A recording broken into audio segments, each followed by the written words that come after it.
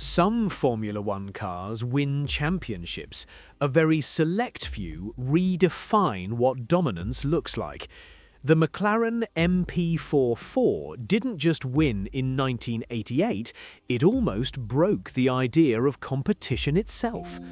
With Ayrton Senna and Alain Prost behind the wheel, a tiny, low-slung chassis and a brutally efficient Honda turbo engine, the MP4 came closer to perfection than almost any other car in F1 history. In this video, we're looking at why the MP4 wasn't just successful, but a complete package that changed how teams thought about building a racing car. We'll go back to its roots, break down the key design choices, and see how it turned 1988 into one of the most one-sided seasons the sport has ever seen. Before we talk numbers and titles, we have to answer a simple question. What actually made the McLaren MP4 a great car, not just a winning one? To understand that, you can't start in 1988. You need to go back 2 years to a very different team and a very different story. Brabham in 1986, and a radical idea that seemed like a failure at the time. In 1986, designer Gordon Murray was still at Brabham. There, he created the BT55, the car that became known as the skate car. It was incredibly low, with a flat, sleek profile designed to cut through the air and maximize aerodynamics. On paper, it was clever. On track, for a whole list of reasons, from reliability to packaging and compromises, it simply didn't work. The BT55 is remembered as a failure. But for Murray, the underlying concept wasn't the problem. He still believed in the idea of a very low, compact car with an aggressive aerodynamic philosophy. What he needed was the right team, the right engine, and the right timing. At the end of 1986, that opportunity arrived. Murray moved to McLaren, taking that skate car concept with him and waiting for the moment to bring it back in a much more refined form. That moment came in 1988. McLaren decided to move away from the proven but bulkier Tag Porsche turbo engines and switch to Honda power. The Japanese manufacturer already had a compact, highly effective turbo engine in development, but Gordon Murray, working under technical director Steve Nichols, wanted to push things even further. He asked Honda for something very specific: an even lower, more compact engine that would allow him to fully exploit his low-profile chassis concept. The result was the Honda RA168E, a 1.5-litre V6 turbo, 80-degree bank angle, around 685 horsepower in qualifying trim, revving to about 12,500 RPM. Because of regulation changes, the fuel tank capacity was reduced to 150 litres, 45 litres less than the previous Tag-powered cars. Honda designed within those constraints, creating an engine that was not just powerful, but also incredibly efficient. This compact engine layout gave Murray the space he needed to revisit the skate car idea, but this time with far better execution. With Honda delivering the compact V6 turbo he'd been asking for, Murray could finally build the McLaren around his original concept. The MP4 was designed to sit as low as possible, with an extremely clean aerodynamic profile and a very low center of gravity. One of the most striking choices was the driver position. Instead of sitting relatively upright, drivers were placed in a more reclined, almost lying down posture. That allowed the car's frontal area to be reduced and helped get more of the mass lower in the chassis. By regulation, the pedals had to sit just behind the front axle line. That detail, combined with the reclined position, improved weight distribution and stability, especially in high-speed corners. The whole car was built around being compact, efficient, and balanced. Not one dramatic gimmick, more a series of clever, integrated decisions. If you ask people who worked on the MP44 what really made it special, many will point to something that's easy to miss from the outside: the gearbox. While the focus is often on the chassis and the Honda engine, the MP44's 6-speed gearbox was a key part of the package.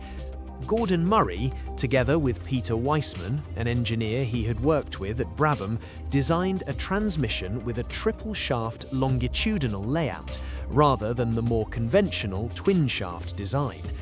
This allowed for more efficient packaging and power delivery, and it matched the compact engine and chassis perfectly. It's one of the reasons why another team using the same Honda RA168E, Lotus, couldn't get anywhere near the same level of performance.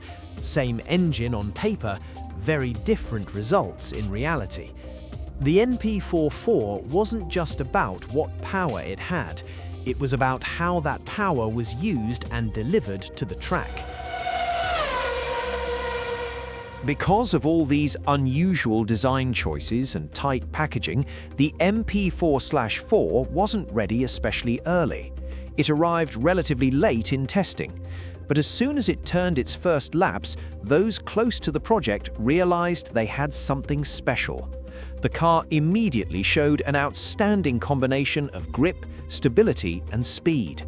The drivers could lean on it in qualifying and still count on it in race trim.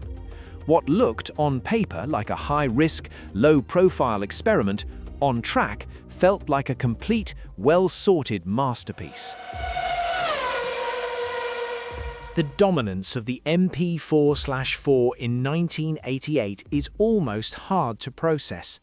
Over 16 races, Ayrton Senna and Alain Prost missed out on just one pole position and just one race win. Every other race, pole to McLaren, win to McLaren, championship only between the two McLaren drivers. In qualifying, the car was usually comfortably clear of the nearest non-McLaren, often by margins that would be unthinkable in most seasons. In the races, even with strict fuel limits and a need to manage consumption, the RA168E could be turned down from qualifying power to around 620 horsepower in race trim. And that was still more than enough to stay ahead of the naturally aspirated opposition. Teams like Williams, running non-turbo engines, were simply outgunned. The MP4/4 wasn't just quick over one lap, it was brutally effective over full race distance. Dominance in F1 isn't just about speed, it's also about finishing. Here, the MP44 was again outstanding. Across 16 races, Ayrton Senna suffered one mechanical problem in Brazil before the start. Alain Prost had one mechanical failure at Monza. Monza, of course, was also where McLaren lost its chance at a 100% winning season. Senna, leading comfortably, collided with a backmarker and retired. That single moment and Prost's failure denied the MP44 a perfect sweep of victories. Even so, the record it left behind is one of the most impressive in the sport's history. Very few cars have come so close to total numerical perfection. It's easy to remember the MP4/4 as the car of Senna's first World Championship, and that alone would secure its place in history. But the truth is, its legacy goes well beyond that. The MP4/4 is often seen as the reference example of the complete package every Formula One team dreams about. a clear and coherent design philosophy, a perfectly matched engine-chassis partnership, exceptional drivers able to use the car's full potential, performance in qualifying and in race trim, and the reliability to turn speed into results. It also represented a break from some older assumptions about what a racing car should look like and how a driver should sit inside it. Compact, low, efficient, and ruthlessly optimized, those ideas have echoed through many successful F1 cars since. Decades later, even when McLaren has gone through difficult periods and struggled for results, the MP44 remains a symbol, not just of one dominant season, but of what happens when everything aligns. When fans think of the McLaren-Honda partnership, 1988 and the MP44 are often the very first image that comes to mind. The red and white livery, Senna and Prost, and a car that very nearly achieved statistical perfection. You can argue about the greatest driver of all time or the greatest era of the sport, but when it comes to great cars, the MP44 is always in the conversation. Not just because it won, because it made Formula One, for one season, look almost effortless. Where do you rank the MP4/4 among the greatest F1 cars ever built? Is it number one for you, or do you put something like the FW14B, the F2004, or another icon ahead of it? Let me know in the comments. If you enjoy deep dives into the most important cars in Formula One history, make sure you like the video, subscribe to the channel, and turn on notifications. This is just the beginning of our look at the true giants of F1 design.